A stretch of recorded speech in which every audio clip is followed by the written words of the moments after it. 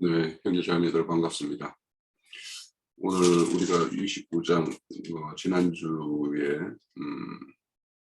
속죄와 그 번제를 드리는 내용까지 우리가 살펴봤는데 한 주가 지나서 그 내용을 한번 상기하기 위해서 처음부터 함께 다 들었습니다. 자, 오늘은 그 31장 지난주에 그 번제를 드릴 때 일부 그 가슴과 넓적다리에 대해서는 이렇게 요제로 드리고 그 제물로 다시 받아서 이제 받는 것까지 이제 이야기가 되어졌어요. 그러면 오늘은 이제 그 받은 그 제물을 먹는 내용인 31절부터 먹는 내용과 이제 그 이임제를 7일 동안 지내거든요. 그래서 7일 동안 그 조석으로 드리는 그 상번제와 속죄제 이거를 이제 다시 한번 살펴보고 29장을 마치고자 합니다. 자, 오늘 우리 거제물을 먹는 거 이렇게 앞으로 우리가 이제 앞서서는 속죄를 이루고 하나님께 이렇게 드리는 것에 대한 어떤 제사라면 오늘은 이 먹는 부분 사실은 우리가 올려드리고 그거에 대해서 다시 내려받아 먹는 것이 중요하잖아요. 그래서 그 먹는 부분에 대해서 말씀을 한번 시작해서 나누도록 하겠습니다. 자, 우리 그 형제님들 준비된 거 있으면 시작을 하시죠.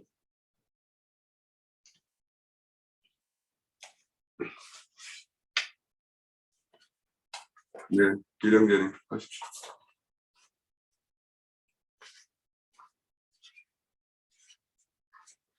소거하시고요.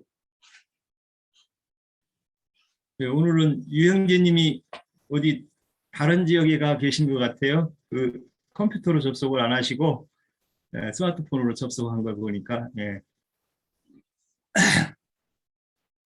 뭐 늘 그렇듯이 어떤 그렇게 세세하고 이렇게 한 부분을 좀 잘 이해해야 될 텐데 군사적으로 저는 뭐 그런 건 아닌 것 같고 그래서 제가 그냥 이렇게 보면서 느낀 그런 점들을 같이 나눠볼까 합니다. 오늘 홍영기님이 얘기했듯이 이제 31절 이하에는 이제 먹는 문제를 이렇게 얘기하는데 우리가 그 레위기 22장인가요? 뭐 이제 그런 데 가면은 무엇은 먹고 먹지 말고 하여튼 복잡하게 써 있어가지고 우리 형제님 가끔 그 안식일교회 사람들 뭐는 먹고 안 먹는다고 그래가지고 뭐 이렇게 하는 얘기도 그 증거들을 많이 들으면서 네? 아, 예, 레위기 11장? 예. 하여튼 우리가 주님 앞에서 어떤 말씀을 듣고 어떤 말씀을 들어서 주님 앞에 점으로 나아갈 건가를 이런 우리 출애굽기 29장 31절 이하에서도 보면은 그 이 맡은 그 제사장들 아론 아들로 대변되는데 정말 주님 앞에서 어떻게 말씀을 듣고 어떻게 우리가 그 마음에 간직해서 주님을 증거하는 자로 또 주님 앞에 어떤 삶을 우리가 받으시는지를 이런 증거들을 통해서 우리가 생각할 필요가 있다 이렇게 생각합니다. 참으로 저도 그렇습니다. 뭐 이 세상의 육과 혀를 두고 있으면서도 주님 앞에 더욱 이렇게 정진을 해야 되겠다 하면서도 어떤 상황만 벌어지면 저도 그 상황에 그냥 휩쓸리고 뭐 이런 저 자신을 보면 참 주님 앞에 부끄럽고 또 그러면서도 내가 주님 앞에 사는 사람이 이런 늘 이렇게 작심삼일을 이렇게 벗어나지를 못하는 그런 저의 현실을 보면서도 때가 되면 또 주님이 더 은혜로 또 이끌어 주시겠지 하는 또 그런 기대로 다시 이렇게 다가가고 또 이렇게 다짐해보기도 하고 그러고 있습니다. 그렇습니다. 이제 우리가 사무엘상이죠. 사무엘상인가 그 다윗의 그 부하들과 함께 그 아비멜렉인가요? 아비멜렉인가 그 제사장 앞에 가서 그 이제 바로 물른 떡을 이렇게 먹는 것이 이제 그 사무엘상에 이렇게 나오는데 그 사울 왕을 피해서 이제 다니면서 그래서 그런 상황을 보면은 그 제사장들이 먹는 그 주님 앞에 그 떡들이라는 것은 결국은 어떤 말씀을 듣고 또 어떤 그 주님 앞에 신앙으로 갈 건가 이것들이 그려지는 것 같아요. 그 중에서도 이제 우리가 그 안식일에 복음서에 안식일에 보면은 제자들을 데리고 밀밭 사이로 이렇게 그 갔는데 그 대제사장과 바리새인들이 보낸 그 사람들이 보고 안식일을 범한다고 주님을 이렇게 그 비난하고 이렇게 책망했던 것이라는데 주님께서는 그러셨죠. 나는 안식일의 주인이다. 그래서 우리가 주님 앞에 어떤 안식이 되기 위해서는 어떤 그 물론 떡을 먹고 어떤 그 주님 앞에 있는 포도주를 먹을 건가, 어떤 말씀을 듣고 어떤 그 신앙생활을 할 건가에 대한 분명한 이해와 또 바른 그 이해된 그런 증거들이 내 안에 풍성하게 있어야 된다고 저는 생각합니다. 그래서 뭐 우리 형제님을 보내서 이렇게 좋은 증거들을 듣고 우리 지체들이야 정말 그 변질된 신앙, 지금 세속교회로 예표되는 사람들의 그 사람들은 같은 그런 우리가 신앙생활을 하고 같은 성경을 보는데도 같은 뭐 예수님을 믿는다고 하는데도 어떻게 이렇게 신앙생활 체계가 다른지 참 이해할 수 없는 그런 것들이 많이 일어납니다. 그래서 정말 어떤 우리가 그 주님의 말씀을 먹고 피를 마시는지를 다시 한번 이렇게 생각하게 되는데 정말 그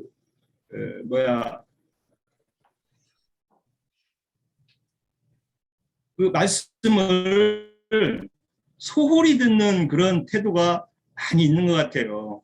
어떤 부분에서 보면은 뭐 형제님도 얘기하셨지만 우리 예수님이 창조주고 또 조물주라는 이런 명확한 그 성경에서는 참 하나님이다는 또 그 삼위일체로 예표되는 이런 이상한 논리에 빠져가지고 예수님은 그냥 뭐 아들, 그 아버지는 또 따로 있고, 뭐 이상한 이런 이론으로 또 사실 성경에서는 그런 얘기 중에 또 그것을 설명하는 다른 차원의 말씀들이 다 있어서 고로 이렇게 말씀을 진리적으로 순수하게 받아들이면 어느 면에서는 아들로 묘사했다가 또 아들이 정말 우리 세상에서도 그렇잖아요. 저도 아들을 두고 있지만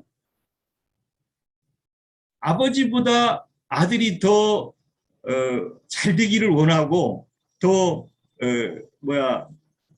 어떤 더 빛을 내주기를 바라고 또 더 훌륭한 사람이 되기를 바라는 게 어떤 그런 우리 인간사에서도 그런 것이 일어나는데 꼭 그 아들이라고 하면은 아버지는 큰 분이시고 아들은 그냥 그 어떤 예하에 있는 그런 사람으로 이 세상 사람들은 생각을 해서 예수님은 아들인데 왜 아버지한테 기도를 하고 그 작은 자라는 개념으로 이렇게 많이들 이해하고 있는 것 같아요. 그래서 그 예수님이 그 말씀이신 아버지한테는 아들이지만 말씀은 광의적인 것이고 우리 형제님 늘 증거하시니까 광의적인 것이고 모든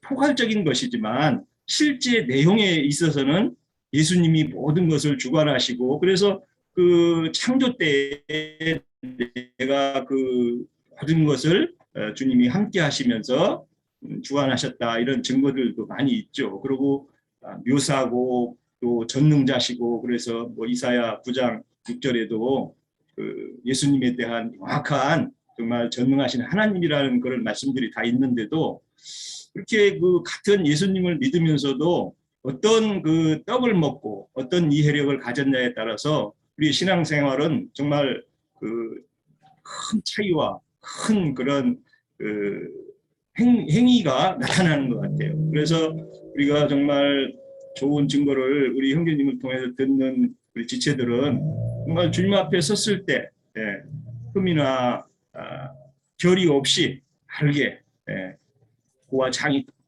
정확한 그런 이해력으로 주님 앞에 섰을 때 부끄러움 없이 정말 아브라함을 위해서 그 믿음의 후손들을 위해서 준비된 거룩한 성에 우리가 잘 들어갈 수 있도록, 또 비록 지금은 영이 어리고 세상교회에 속해 있던 이해력이 부족한 우리 어린 성도들을 향해서 바른 신앙생활로 우리가 정말 앞자리로 주님 앞에 이 아론 반차라는 것은 예수님이 오시는 것에 대한 모형이고 그림자거든요. 또 그런 것은 이것을 통해서 예수님이 오실 필요와 또 완벽한 무음하신 제사에 대한 하나의 그림자이기 때문에 예수님을 우리가 어떤 막연하게 이해하는 게 아니라 이런 출애굽기에 대한 29장에 대한 이런 재례와 그 주님 앞에 거룩한 제물이 된 이런 상황들을 잘 이해하면 정말 예수님이 어떤 우리가 신앙생활하고 어떤 이치로 있어야 된다는 것들을 29장을 통해서도 더욱 분명한 이해력이 우리 지체들에게 있기를 기도하면서 마칩니다. 네. 네. 우리 또 형제님 이어주시겠어요?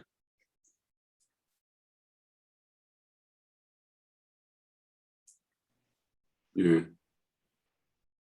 소리가 들립니까? 네, 잘 들립니다. 예. 지금 줌 집회 시작 5분 전에 갑자기 집에 인터넷이 안 되는 바람에 갑자기 혼났습니다. 그래서 지금 어쩔 수 없이 지금 셀룰폰으로 지금 하고 있으니까 아마 저도 지금 정신이 없습니다. 아직 좀 진정도 안 되고 뭐 어떻게 준비도 안 되는 것 같고 늘 하던 것이 이렇게 흐트러지니까 정신이 없는 게 우리 사람인 것 같습니다. 오늘은 29장 31절부터 46절까지인데 31절 보면은 너는 위임식 순양을 가져다가 거룩한 곳에서 그 고기를 삶고 이렇게 나옵니다.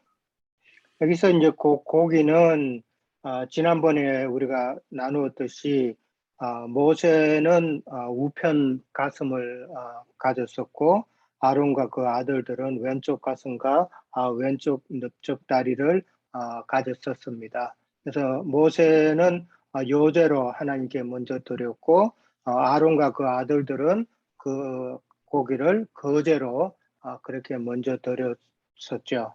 그래서 이제 오늘 이제 삶는 고기는 우편 가슴과 왼쪽 가슴, 그다음에 왼쪽 넓적 다리 그거를 이제 삶는다 그렇게 이해를 하시면 될 것 같고요. 여기서 이제 삶는다고 말이 나왔잖아요. 그동안에 이제 계속 이제 태우는 그런 모습이었는데 오늘은 이제 삶는다는 표현이 나왔는데 태운다는 것은 번제한다는 것은 첫째는 일단은 그 우리의 옛사람을 심판한다는 그런 의미도 있죠. 그런 의미가 있고 그 다음에 두 번째로는 번제로 드리는 것은 즉 태우는 것은 하나님께 드리는 방법이다라고 이제 그렇게 이해를 하면은 삶는다는 것은 또 다른 의미가 되겠죠. 이것은 이제 화목제물로 서로 나눠 먹게 하는 그런 방법이 아닌가 그렇게 이해를 합니다. 그 다음에 이제 그 아론과 그의 아들들은 해막문에서 그 순양의 고기와 강줄에 있는 떡을 먹을 것이라 그렇게 이야기를 했어요. 여기 이제 해막문이라고 되어 있는 건데 다른 데에서는 그 전에 나올 때 이제 해막문만 나오는 게 아니라 여호와 앞 해막문이라고 그렇게 나왔었죠. 그러니까 해막문이라는 것은 바로 교회를 상징하는 것이지 않나 이제 그렇게 생각을 하고요. 거기에서 이제 그 고기와 강주리의 떡을 제사장과 그 아론과 그 아들들이 먹는다 그랬으니까, 그러니까 회막문이 교회를 상징한다면은 교회를 통해서 생명의 말씀이 공급된다는 것을 이제 말씀을 해주고 있는 것 같고요. 그 다음에 사실 이 모세가 먹는 그 고기와 강주리의 떡은 하나님 앞에 드려지는 것이기 때문에 먼저는 가장 좋은 음식이죠. 가장 좋은 재료로 가장 좋은 음식으로, 그 다음에 그 중에서도 최고의 부분, 이게 모세에게 앞가슴을 주셨다 그랬는데, 그 다음에 이제 하여간 고기 중에서도 최고의 부분이 바로 제사장의 몫이기 때문에 그런 음식을 제사장과 그 아들, 아론과 그 아들들에게 준다는 말은 참 해막문에서 먹으니까 우리의 그 교회 생활을 통해서 하나님은 우리에게 최상급의 말씀을 공급해 주신다는 그런 의미로 우리가 생각해 볼 수도 있는 것 같아요. 그 다음에 이제 33절에 가면은 속죄물, 그들을 위임하며 그들을 거룩하게 하는 데 쓰는 것을 먹되 타인은 먹지 못할 것이라 그랬거든요. 위임을 위한 그 속죄물은 바로 거룩한 음식인 그리스도 자신을 이제 생각하는 것이죠. 그 다음에 이제 타인은 먹지 못한다 그랬어요. 왜냐하면은 이제 그것이 거룩하기 때문이다라고 그랬는데, 이 타인은 뭐 제사장 위임이니까 제사장 외에는 못 먹는다는 것으로 이야기되지만은 우리가 참 많이 제사장이라고 생각했을 때에 진리의 말씀을 깨달은 제사장일 때에 진리의 말씀을 깨닫지 못한 율법 종교인들과 세상 교계에 있는 자들은 거룩한 음식인 그리스도를 먹지를 못한다는 것이죠. 거룩하기 때문이라 그랬는데 사실은 그들은 이해를 하지 못하죠. 이해 못하면은 못 먹는 것이니까 역으로 이제 그렇게 우리가 생각해 볼 수도 있는 것 같고요. 그러니까 타인을 먹지 못한다는 말은 아무리 그들에게 줘봤자 소화도 안 되고 먹지도 못한다, 이해하지 못한다는 그런 의미로 저는 생각해 봅니다.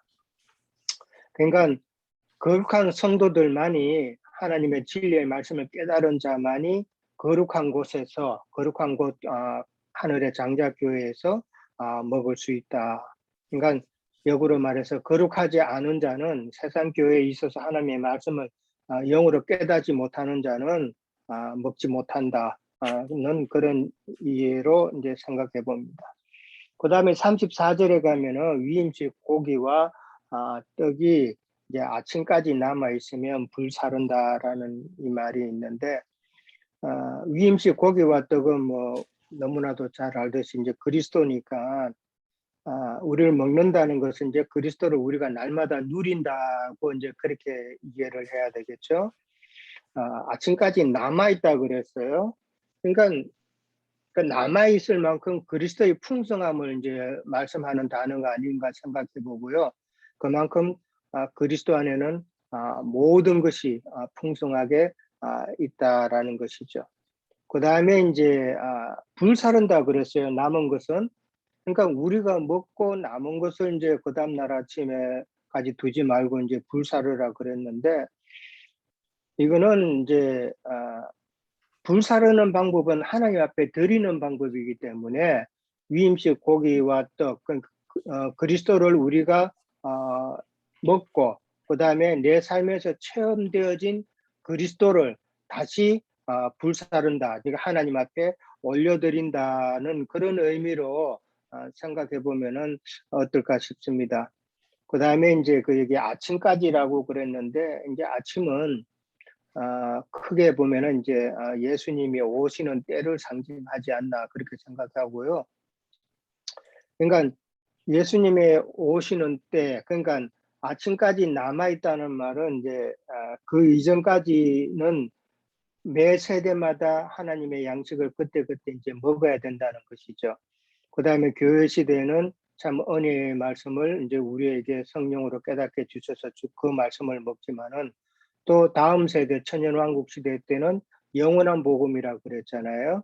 그 영원한 복음을 먹는 것이 매 세대마다 먹는 음식이 다르다라는 것을 이제 생각해 볼 수가 있고, 그다음에 이제 매 세대마다 그리스도를 깨달아서 그렇게 하나님 앞에 다시 또 드려야 된다. 그런 의미가 아닌가 생각합니다. 그다음에 36절에 가면은 이제 매일 수송아리 한 마리로 이제 속죄제를 드리고 제단을 위하여 속죄하여 깨끗하게 하고 그다음에 기름 부어 거룩하게 하라 그랬는데 여기 제단을 위하여 속죄한다는 말이 있는데 속죄한다는 것은 이제 번제물의 그 피로 깨끗하게 되는 것이죠. 번제물의 그 피로서 깨끗하게 하라는 말인데, 그리고 이제 기름 부어 거룩하게 하라는 것은 진리의 말씀으로 이제 거룩하게 하라 그렇게 이해를 하고요. 그러니까 구속의 피로 깨끗함을 입고, 그 다음에 진리의 말씀으로 거룩하게 하라는 그런 이제 말씀인데, 구속의 피로 우리의 영이 구원을 받고 진리의 말씀으로 우리의 혼의 구원을 이루어 나가는 그러한 삶을 살아야 된다는 것으로 이해하고요. 여기 이제 속죄라는 단어가 있는데 우리는 속죄라는 단어는 너무 잘 아시죠? 뭐 카파르라는 단어인데 뭐 덮어준다는 그런 의미도 있고 그다음에 용서한다는 의미도 있지만은 화해한다는 의미가 또 있잖아요. 그러니까 예수님께서 우리를 속죄하여 주심으로 하나님과 죄인된 우리 사이를 화해시켜주는 그런 역할이기 때문에 속죄라는 말이 오늘 지금 제사장과 하나님과의 관계, 즉 화목제 그 제사를 의미하는 것이기 때문에 그런 의미가 좀 더 화해한다는 의미가 좀 더 강하게 느껴집니다. 그 다음에 이제 7일 동안 제단을 위하여 속죄하여 거룩하게 하라고 그랬어요. 뭐 7일 동안이라는 건 지난번에도 이야기 드렸지만은 개인적으로 우리의 그 남은 인생 동안 참 깨끗하고 거룩한 삶을 살아라는 그런 의미로 생각이 되어지는 것이죠. 그러니까 제사장에게 요구하는 내용이잖아요. 그러면 우리도 또한 제사장으로서 내가 제사장으로 위임받을 자임을 깨달아서 날마다 속죄하며 번제단을 깨끗하게 하고 그 다음에 기름 부어서 거룩하게 하는 혼의 구원을 이루어가는 그런 삶을 늘 살아야 된다는 그런 의미로 받아들입니다. 그 다음에 제단에 이제 접촉하는 모든 것이 거룩하다고 그랬는데 제사장이 하는 제단에 접촉한다는 것, 제사장이 움직이는 그 활동을 이야기하는 것 같은데 우리에게 있어서는 우리의 매일의 그 삶에 있어서 우리 생활의 그 삶에 있어서 참 우리가 그렇게 거룩하게 되어진다는 것이죠. 우리 자신이 제사장이 거룩하면은 제사장의 그 행위가 다 거룩한 것처럼 우리도 진리의 말씀으로 거룩하여지면은 우리의 삶 가운데서도 모든 것이 또한 거룩하게 하게 된다는 그런 의미로 이해를 해봅니다.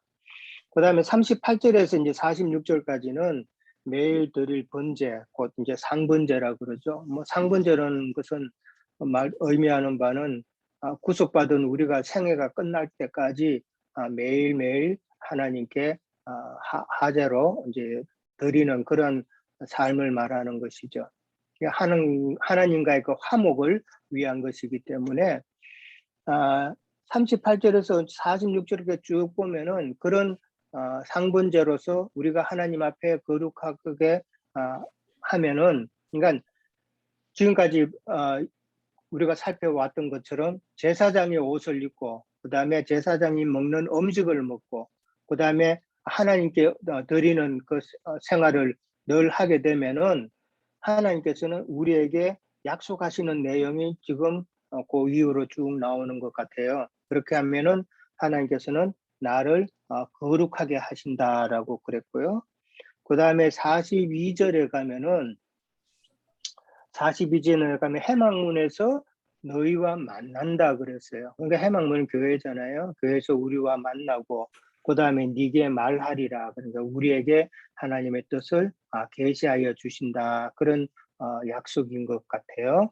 그리고 이제 만나주시고 그 다음에 나의 하나님이 이스라엘의 하나님이 된다고 그랬는데 바로 나의 하나님이 된다는 그런 약속을 하나님께서는 이제 해 주신 것이죠.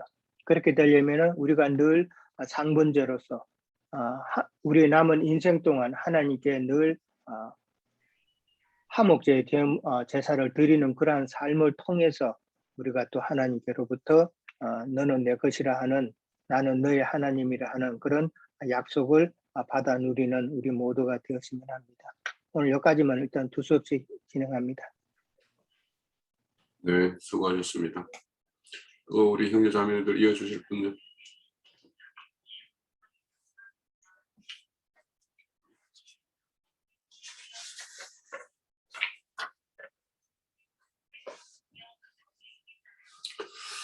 제가 잠깐만 그러면 오전 첫 시간은 남은 시간을 좀 채워드릴게요.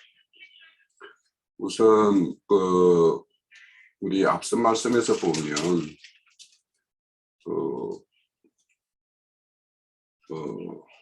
이임을 위한 화목제를 드릴 때 요제를 드리고 태워버리는 것과 태워서 올려드리는 것과 이제 요제를 드려서 나누어 거제물로 받아서 이렇게 나누어 먹는 걸로 나누어져요. 앞서서 보면 이제 22절에 보면 요제를 드릴 때 그 수양의 기름과 기름진 꼬리와 내장에 덮인 것과 간의 끝풀과 두 콩밥과 그 위에 기름과 오른쪽 넓적다리, 이것들은 무교병 강줄에 있는 떡과 함께 이렇게 태워서 이렇게 올려드리는 거예요. 올려드리고 다시 이제 요제로 드리는 것, 그러니까 넘어오면 26절에 수양의 가슴, 이거를 이제 요제로 드려서 이거를 다시 거제물로 받아서 이렇게 오늘 나누어 먹는 이야기입니다. 자, 이제 앞서서 말씀의 어떤 내용에 대해서는 우리 미주교회 유형제님께서 이제 자세하게 하나하나 설명을 드렸으니까 이것이 이제 영적으로는 어떤 의미일까? 그리고 여기에는 보면 이제 먹을 때는 항상 가슴살만 고기만 먹는 것이 아니라 앞서서 드렸던 소재물, 무교병 강주리에 남은 떡들과 이런 것들을 전병들과 이런 것들과 함께 먹거든요. 그래서 이제 이것들이 이제 실질적으로 우리가 요제를 드린다라는 것과 그걸 거제로 받는다라는 것이 어떤 것일까를 이제 우리가 이 시대에 우리에게 적용되는 거를 생각을 해보면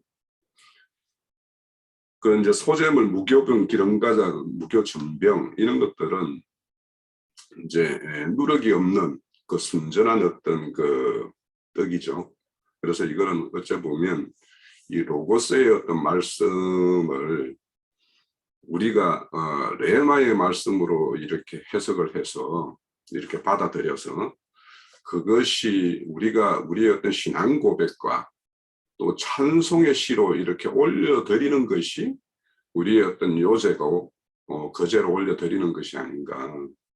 그렇게 올려드리고 올려드린다라는 것은 이제 우리가 각자가 어떤 기도의 모습으로 또 아니면 어떤 하나님이 지시하는 어떤 내용을 이런 행하는 모습으로 이렇게 이제 올려드리는 것이 될 텐데 그런 걸 통해서 이제 이렇게 올려드리고 그것들을 또 다시 우리가 함께 모여서 이렇게 나누는 것. 오늘 우리 이 시간에 우리가 그렇게 각자가 그렇게 어떤 찬송시가 되었던 것, 오늘 말씀을 묵상하고 말씀에서 우리가 깨달은 것들, 이런 것들을 이렇게 함께 나누는 시간이 이렇게 떡을 나누어 먹는 것이 되겠죠.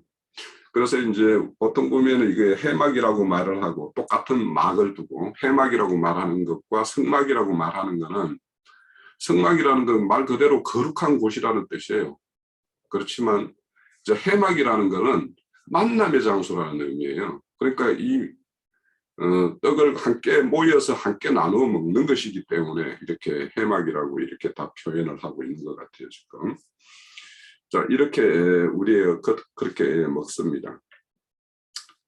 그런데 이제 우리가 거제물이라고 하는 그 말 그 자체가 뭐냐 하면 들어 올려졌다 이런 뜻이에요. 그러면 우리가 요제를 드리고 거제를 드려요. 그럼 요제라고 하는 것은 우리가 어떤 부활 생명이라고 이야기를 해요. 그럼 거제라는 것은 하늘에 앉혀진 자가 됐다라는 뜻이에요. 그러니까 오늘 우리가 떡을 나눠 먹는데 타인은 먹지 못할지니라고 이렇게 이야기하는 것은 하늘에 앉혀진 자, 거듭나고 하늘에 앉혀진 자들이 나눠 먹는 떡이 오늘의 어떤 거제물이라는 거예요. 그러니까 우리가 여기서 타인이라고 말하는 것은 찾아보면 그 의미를 찾아보면 죄인이라는 뜻이에요. 그러니까 거듭나지 않은 사람들은 다 죄인인 거 아니에요. 그리고 여전히 어떤 땅에 어떤 실행을 한다라고 하면 땅에 실행을 하는 사람은 거듭났다 하더라도 그가 어떤 하늘의 양식을 먹지 못하고 땅의 양식으로 먹는 어떤 그런 사람들이 있단 말이에요. 여전히 땅의 어떤 것을 추구하고 그런 자들이 이런 걸 먹으면 안 된다는 거죠. 거제물은 제사장이라는 것은 하늘에 앉혀진 자 그런 자들이 행하는 것이 이 제사 직임이니까 그렇게 좀 이해가 되어지고 그래서 앞서서 말씀드렸듯이 속죄와 번제를 드리고 이 요제부터는 이제 아론과 아론의 아들들이 이렇게 죄를 이렇게 집행을 하는 거는 이미 그들이 이제 앉혀졌다 하늘에 앉혀진 자이기 때문에 이 이임 하목제는 하목제 자체는 이 감사제예요. 그러니까 이미 자신 앞이 이루어진 사실에 대해서 하나님께 감사하고 감사로 드려지는 어떤 그런 제사이기 때문에 아론과 아론의 아들이 집행을 하고 그 하늘의 양식을 하늘에 있는 자가 먹을 수 있는 그 양식을 나눠 먹는 것이다 이렇게 이제 보입니다. 그래서 이렇게 나눠 먹는 건다라는 것, 이 회막이라는 것은 결국에는 오늘날 우리 이 시대에 이제 교회라는 것이 회합의 장소잖아요. 회합이라는 뜻 아닙니까? 그래서 이렇게 교회로 모여서 오늘 우리가 이렇게 올려드리고 받은 재물 이런 재물들을 우리가 이렇게 함께 나눠 먹는 것으로 이렇게 실행이 된다라고 저는 이제 보입니다. 그래서 이 재물은 항상 이제 제사장도 이 제사장이 먹어야 되는 것은 제사장이 자기 스스로 말씀의 양식을 먹고 그것을 소화해야지 그것을 다른 사람에게도 이렇게 공급을 하는 것이고 또 말씀이라는 것은 자기 자신의 어떤 구원과 아무 상관없이 이렇게 남들에게만 이렇게 넘겨줄 수 있는 이런 도구로서는 이 제사장으로 어떤 직임을 할 수가 없는 거죠. 왜냐하면 제사장이라는 것은 하나님과 그 일반 백성들 사이에 어떤 중간에 위치하는 자이기 때문에 당연히 먼저 이렇게 먹은 것을 소화된 것을 이렇게 배설하는 것이 이렇게 맞다. 또 이 거제물이라는 것은 이제 요제라고 하는 거 앞서서 말씀드렸듯이 스스로 이렇게 그 재물을 올려드린다는 것은 사실은 자기 자신이 이렇게 드려지고 올려지는 것이기 때문에 지금 뭐냐면 제사장 자신들을 위해서 지금 제사를 지내고 있는 것이기 때문에 그들 스스로가 하나님이 받을 만한 음식이 된 자들 그런 자들이 이제 이임을 받아야 되고 그 이임을 받아서 이제 온전히 헌신하는 어떤 그런 것을 수행할 수가 있겠죠. 또 이제 요 내용에 보면 이제 매일 그 상번제로 드릴 때 제단을 거룩하게 하고 아론과 아론의 아들들도 거룩하게 하라고 그래요. 그래서 이게 이제 우리가 어떤 제를 지낸다라고 하는 것은 늘 하나님께 어떤 새로운 모습으로 면전에 서고 새로운 모습으로 이렇게 변모된 모습으로 이렇게 하나님 앞에 나타나는 것이 하나님은 가장 기뻐하는 모습일 거 아닙니까?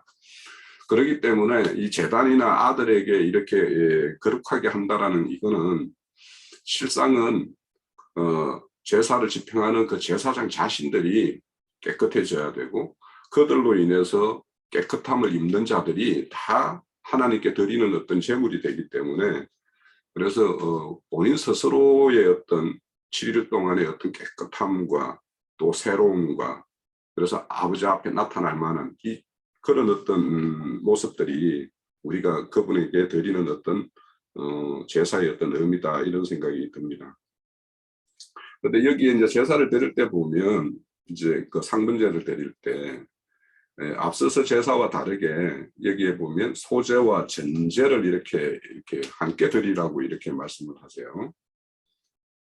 그러죠?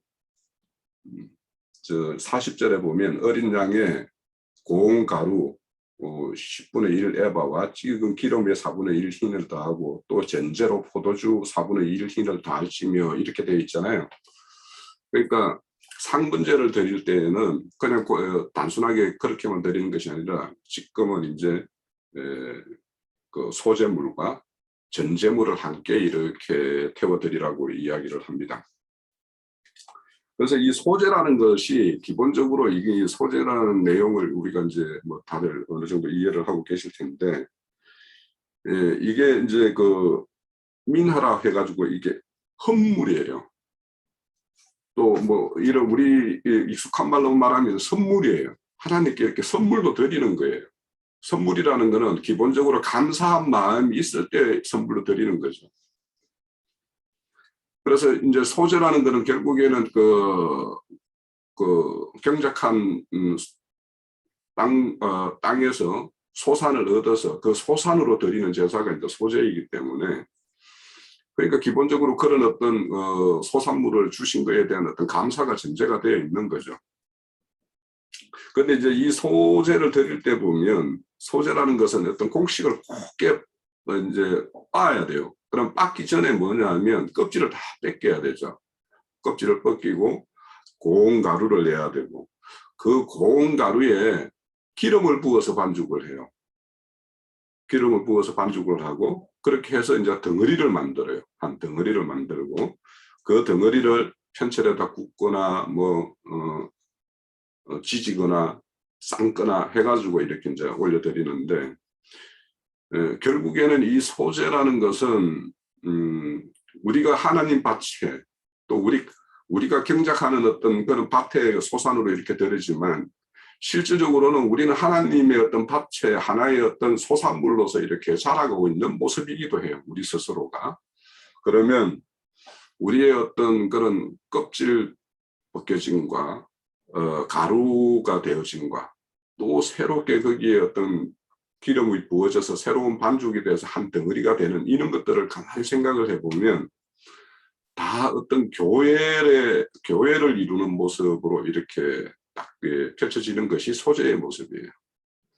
그래서 거기에 기름이라는 것은 우리가 쉽게 뭐 성령의 어떤 띠, 성령의 어떤 띠에 의해서 교회의 모든 지체들이 하나의 어떤 묶음이 되는 그런 것과 같은 어떤 그런 걸 이렇게 보여주는 것이 소제의 한 모습이에요.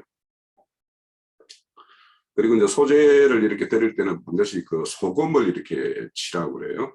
우리가 이제 소금을 늘 이야기할 때는 뭐 변질 없는 거, 부패하지 않는 거 이런 걸 떠오르지만, 소금 하면 먼저 생각할 건 언약이에요. 언약. 모든 것이, 그러니까 제사나 교회를 이루는 거나 모든 내용은, 성경의 모든 내용은 하나님의 언약과 관련이 있어요. 언약이 빠지면 우리가 뭐 믿는 내용도, 뭘 믿는다 하는 것도 언약을 믿고 그분이 그 언약을 성취해 주실 것을 믿는 거지 다른 걸 믿는 게 아니에요. 그러니까 우리가 어떤 언약을 받았고 그 언약을 하나님이 성취해 주시는 것, 그것이 우리의 어떤 믿음 신앙의 어떤 본류거든요. 그래서 소금을 치라고 하는 것은 그런 언약을 생각을 해야 되고, 그 마가복음 9장 50절에 보면 너희 속에 소금을 두고 서로 화목하라 이렇게 이야기해요. 그러니까 우리가 하나님의 그 큰 은대한 그 어떤 언약이라는 큰 거 앞에서 우리의 좁쌀만한 문제들, 사람들이 이렇게 뭐 이렇게 서로 부딪히다 보면 뭐 작고 큰 어떤 트러블이 생기고 이런 것들, 이건 아무것도 아닌 거예요. 그 언약을 생각을 하면. 그러니까 언약을 생각하고 그 언약의 성취라는 어떤 그 큰 대의의 어떤 목적을 두고 말한다라면, 작은 것들은 그냥 뭐 일상으로 그냥 한번 뭐 바퀴가 이렇게 돌아가다 보면 뭐 작은 돌부리에 뭐 걸려서 털컹 하는 것, 그 정도인 것이지 그 바퀴가 진행되는 거에 어떠한 영향도 못 줘요. 그래서 우리가 늘 하나님의 큰 그 언약을 생각하면 사소한 문제들은 그렇게 우리가 서로 소화하고 이렇게 해낼 수 있는 것이다, 이런 거죠. 그리고 이제 전제라는 것을 이제 여기 보면 포도주를 부어서 이렇게 전제를 드리는데, 이 전제라는 것은 우리 바울 사도가 마지막 디모데 후서인가요? 거기에 보면 간제로 이렇게 이제 죽음을 앞두고 자신을 전제로 간제로 이렇게 드린다라는 말씀을 해요. 그래서 이거는 온전히 자신의 어떤 모든 것을 완전히 드리는 마지막 끝 한 방울 툭 떨어지는 어떤 그런 어떤 심정으로 붓는 것이 간제예요. 그래서 자, 이런 것들을 보면 제사장이 왜 7일 동안 이런 어떤 제사를 지내면서 어떤 마음을 준비시키고 어떤 마음으로 이렇게 무장하게끔 하는 것인가, 이 7일 동안을 우리가 가만히 생각해 보면 제사장의 어떤 직임을 수행한다는 것이 그렇게 막중하고 정말 엄중한 내용이고 그렇다라는 걸 우리가 이제 알 수가 있습니다. 그리고 이제 여기 보면 이제 우리가 앞서서 우리가 뭡니까? 속죄소를 말할 때 하나님이 모세를 만나주는 장소를 속죄소라고 이야기를 했는데, 오늘 여기 보면 너희 회막문 앞에서 너희들을 이렇게 만나주겠다라는 말씀을 하세요. 그렇죠? 그러면 이제 이거는 어떤 것을 내포하고 있을까? 저는 이제 두 가지 측면으로 좀 이해를 해요. 우선은 우리는 그런 시대에 사니까 하나님의 어떤 편재성, 하나님의 뜻과 모든 것이 깃들지 않는 것은 이 세상 만물에 아무것도 없어요. 그래서 그런 어떤 우리가 이렇게 이해하는 것은 그렇게 이해할 수 있지만, 우리는 이제 이 제사장이라는 거나 우리가 이제 믿는 자라면 어떤 상황과 어떤 사건이나 어떤 사물의 어떤 형상이 이렇게 우리에게 드러나는 것이 있을 때 그 상황 속에서 하나님의 뜻이 어떤 것인가, 무엇을 말하고자 하는 것인가, 이거를 우리가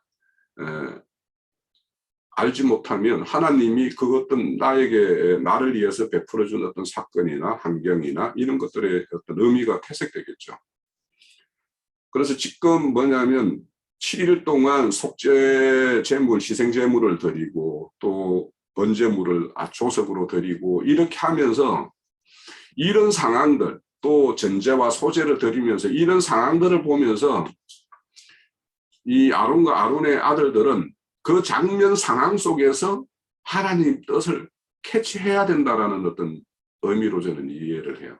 그런 한 면이 있고, 그래서 우리가 하나님의 어떤 말씀을 우리가 늘 하나님이 뭐 기전에다가 뭔가 이렇게 들려주는 어떤 음성으로 들으려고 생각할 것이 아니라 우리는 어떤 상황에서 우리 하나님의 뜻을 헤아리는 어떤 그런 것들을 말씀하는 한편이 있는가 하면, 지금은 1년 1차 하나님이 대제사장이 1년 1차에 한해서 지성소에 들어가서 하나님의 면전에 설 수 있는데, 장래에는 모두가 함께 하나님을 바라보고 만날 수 있는 그런 시대를 이렇게 애표하고 있는 그런 것을 말하고 있는 그런 장면이 아닌가.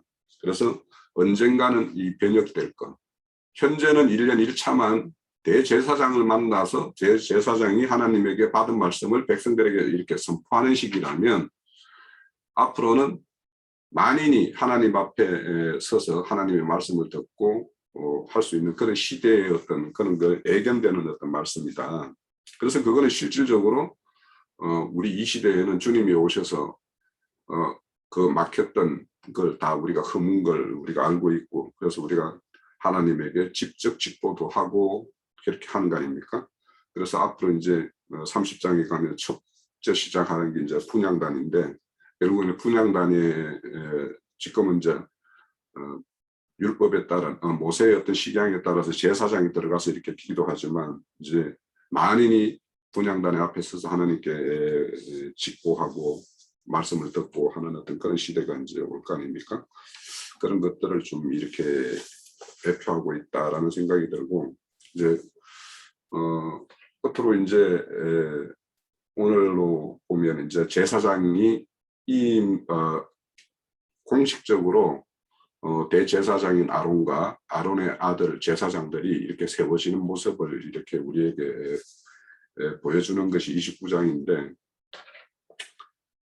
이 시내산에서 모세에게 식양을 보여줄 때 보여주는 그 이전에 출애굽기 19장에서 하나님은 이 제사장 나라를 건설할 것을 이렇게 이스라엘에게 이렇게 선포했어요.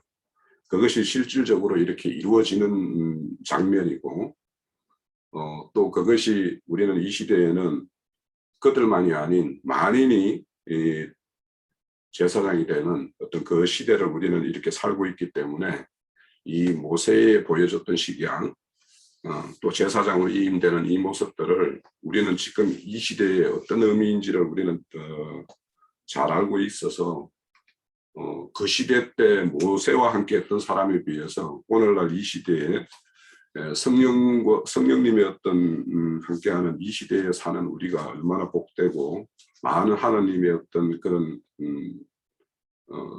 이루고자 하는 내용에 대해서 우리가 얼마나 넓고 깊게 알고 있는가, 이 시대에 사는 것이 참 큰 복이다, 이렇게 생각을 합니다. 자, 제 증거는 요걸로 마치고요. 첫 시간 딱 한 50분 됐네요. 자, 첫 시간을 마칩니다.